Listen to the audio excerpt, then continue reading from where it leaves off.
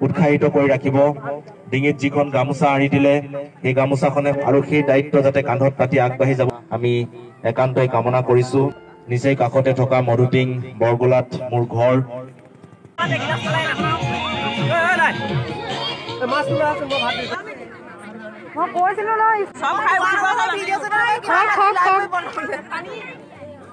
মানি কি কৰি হাঁহক ডাঙৰকে ক'ব নোৱাৰে মোবাইল ইহঁতকো তুলিছোঁ পাই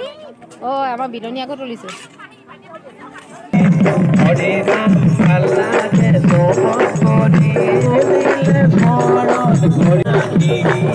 Rama,